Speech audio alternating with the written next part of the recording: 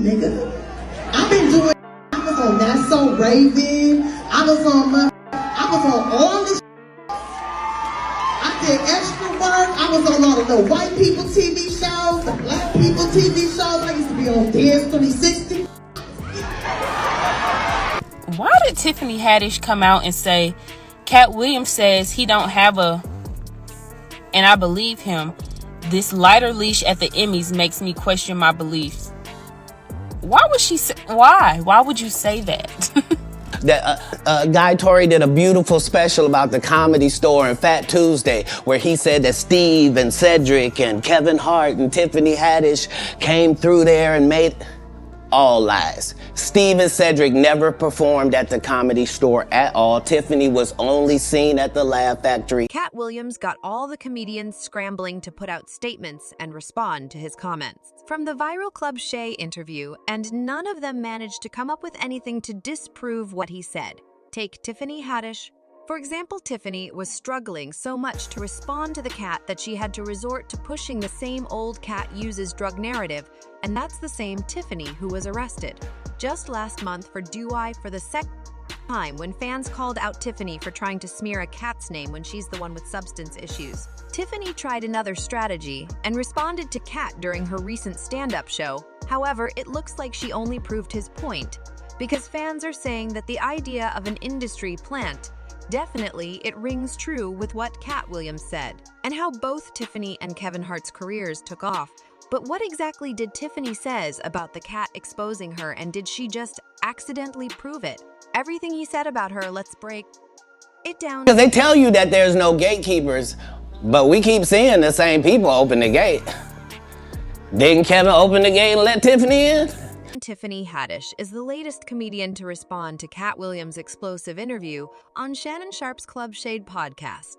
And though Tiffany had a lot to say, but her response didn't really land well with fans, and they're saying all she did was prove the Katt's whole point on Club Shay. Katt Williams aired his grievances about what he sees as a rewriting of history, and according to For Him, there's this whole narrative being painted in the comedy words that's far from the truth. Katt highlighted Guy Torry's special, where Torry mentioned people like Steve Harvey Cedric, the entertainer Kevin Hart, and Tiffany Haddish are coming through specific venues.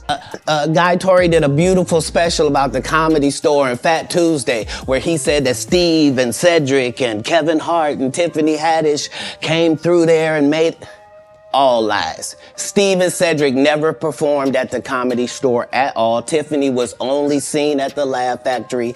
In 15 years in Hollywood, no one in Hollywood has a memory of going to a sold-out Kevin Hart show.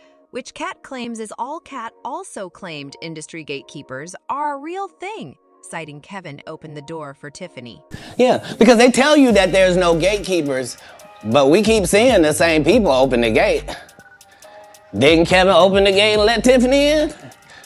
Ain't he now opening it up for, don't such and such open the gate? What do you mean ain't no gatekeeper? Now the reason the Katt took issue with Kevin Hart pushing Tiffany Haddish is because, in his opinion, there are at least a dozen more talented black female comedians who have been repeatedly overlooked because they don't blindly follow orders from the industry higher way back in 2018.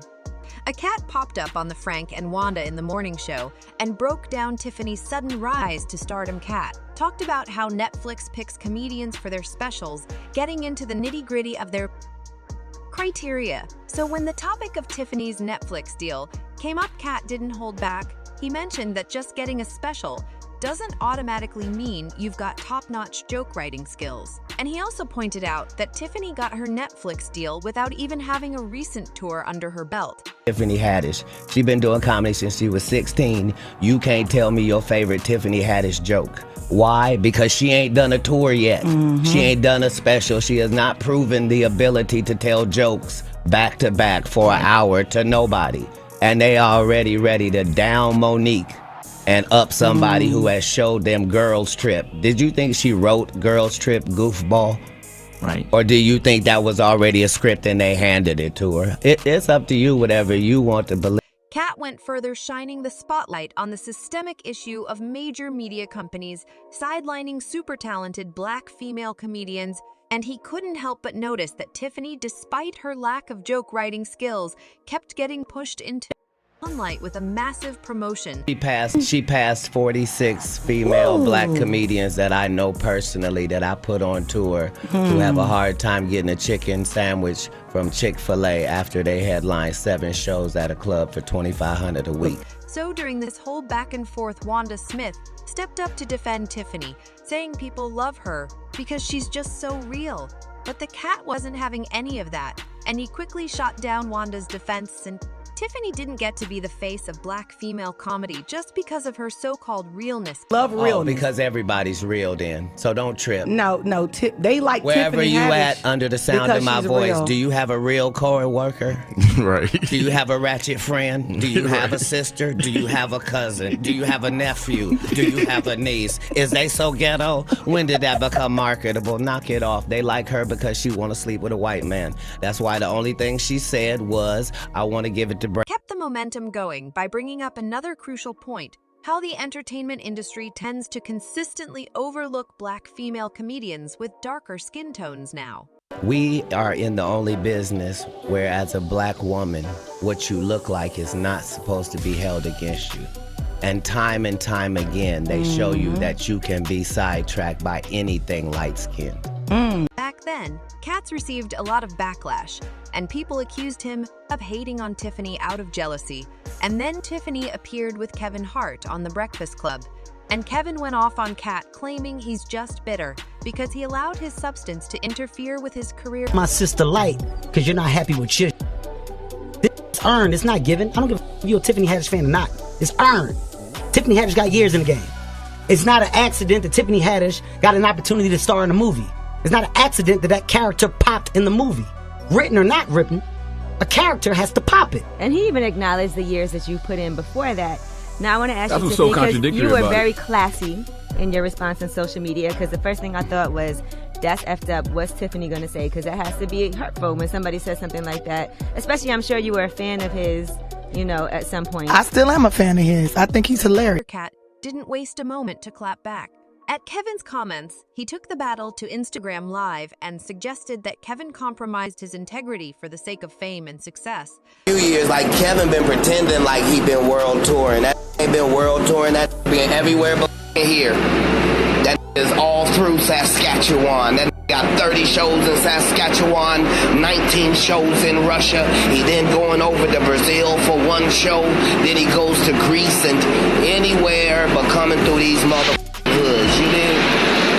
So while he wasn't there and off making 85 milli, I was over here not making 85 milli. But it's all good.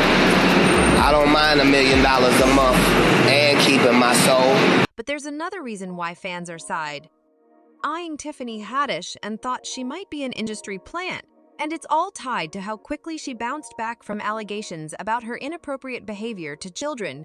Back in August 2022, Tiffany and comedian Aries Spears were sued for the alleged grooming and say of 2 minors. The lawsuit was filed by a brother and sister.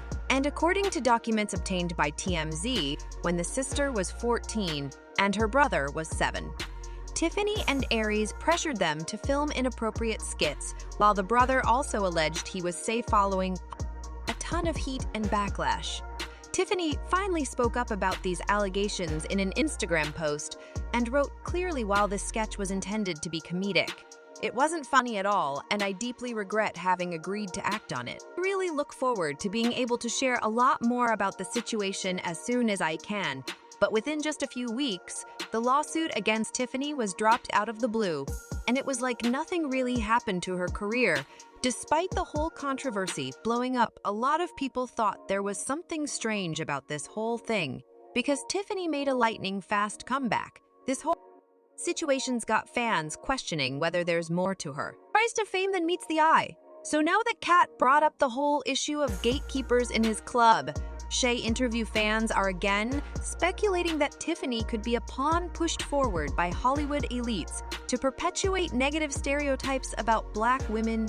But it looks like the Katt comments really touched a nerve with Tiffany, because she shared like 5 different responses since his interview went viral. First, Tiffany left a comment under an Instagram gossip account that shared a clip of Katt's Club Shay appearance, and she wrote, "I am not, I just wish he would get his facts.